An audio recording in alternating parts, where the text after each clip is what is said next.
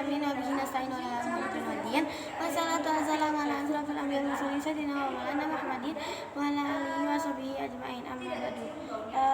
Yang terhormat kepada Abi Hanif dan Umida selaku Kepala Madrasah dan selaku pengasuh dan direktur Pondok Pesantren Ismar Kembar Abi Hanifidah, dan yang terhormat kepada Dewan Guru dan kakak saya dan teman-teman saya. Nah, dan terlebih juga kepada keluarga saya yang ada di rumah. Nah, kali ini saya akan mempresentasikan tentang penyajian data. Sebelum kita mulai bagaimana kabarnya pada pagi hari ini, alhamdulillah luar biasa, bersemangat, dahsyat, Allahu Akbar. Nah, jadi yang pertama akan mempresentasikan materi matematika tentang penyajian data. Nah, di sini dibagi menjadi 3 cabang. Yang pertama itu ada pengertian penyajian data. Pengertiannya itu dibagi menjadi 2, yaitu datum dan data. Nah, datum itu bisa disingkat dengan data tunggal. Contohnya seperti nama, alamat, kelas, provinsi dan lain-lainnya. Sedangkan data itu adalah gambaran yang berkenaan suatu objek. Nah, contohnya seperti nama. Nama asalnya itu ditulis seperti kalau contohku namanya itu seperti Najemin, asalnya itu dari Korea dan lahirnya itu dari Seoul tanggal 13 Agustus 2000. Nah, sedangkan cabang yang kedua itu tentang jenis data. Jenis data itu dibagi menjadi 2, yaitu kualitatif dan kuantitatif. Kualitatif dan kuantitatif. Kualitatif itu adalah data yang berupa kata-kata. Contohnya itu bagus, cantik, dan baik. Nah, sedangkan yang kedua itu kuantitatif. Kuantitatif itu adalah data yang berupa angka. Nah, di sini tuh dibagi menjadi 2. Yang pertama kuantitatif dibagi menjadi 2, yaitu discrete dan continue. Ya, discrete adalah seperti membilang atau menghitung. Contohnya seperti berapa anak yang ada di kelas. Nah, jadi kita berhitung sampai hitungannya itu sampai muridnya itu sampai terhitung semua.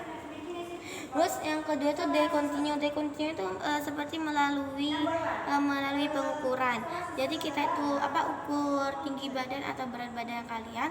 Nanti baru ditulis apa yang telah melakukan pengukuran.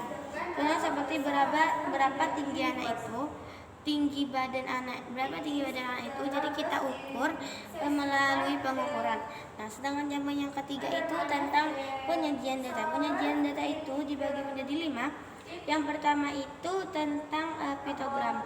Piktogram itu adalah seperti menggambarkan dengan simbol. Nah, contohnya seperti ini. Di sini itu ada kotak. Nah, ini kan ada kotak. Di sini ada 2 angkatan dan jumlah angkatannya. Nah, jadi di sini ada angkatan 12. Angkatan 12 itu mempunyai bintang 2 yang yaitu adalah 20 orang.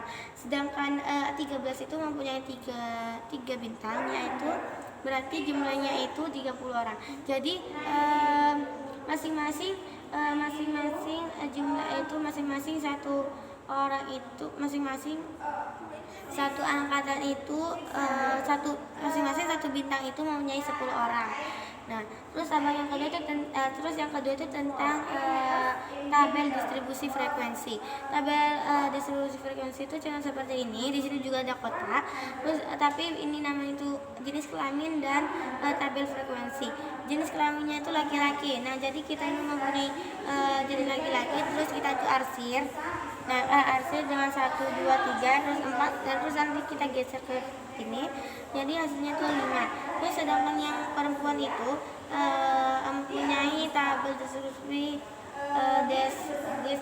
frekuensi 8. Terus sedangkan yang ketiga itu diagram batang. Diagram batang itu seperti ini, bukan kotak tapi gini. Terus di sini tuh ada kayak batangnya. Terus di sini tuh ada misalnya di sini 14 dan di sini ada 8. Nah, jadi kita urutin dengan jadi kita lurusin batang itu dengan dengan angka yang ada di sampingnya. Terus sedangkan yang keempat itu diagram lingkaran. Nah, diagram lingkaran itu seperti lingkaran, bentuknya itu lingkar, contohnya seperti lingkaran. Terus dibaginya di dua. Terus di sini tuh ada 60% dan 40%. Jadi di sini tuh 40%-nya itu diarsip. Nah, sedangkan penyajian data yang terakhir itu tentang diagram garis. Nah, diagram garis itu, nah kita tuh seperti kayak diagram batang tapi bukan diagram batang. Nah, jadi ini bedanya. Kalau diagram garis itu cuman di titik doang, di titik di mana tempat di titik, terus dilurusin dengan angka yang dilurusin dengan huruf dengan angkanya seperti titik. Terus nanti baru kalau udah terus disambung. Terus lalu habis itu kita disambungkan ke sana ke sini dengan sesuai dengan angkanya. Oke. Gini saja yang saya terangin saya presentasikan kepada kalian semuanya. Mohon maaf jika ada kesalahan dan kurang lebihnya mohon maaf, dan saya akhiri.